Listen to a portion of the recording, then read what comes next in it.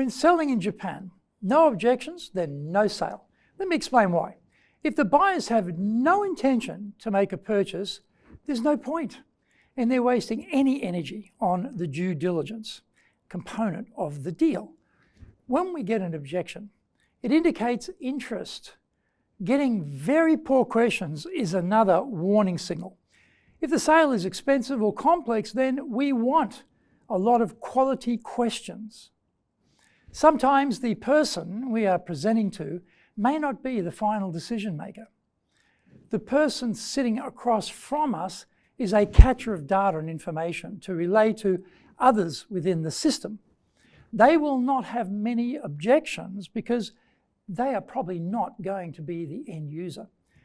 We need to get feedback from the real decision makers in the firm on what worries them so that we can address it.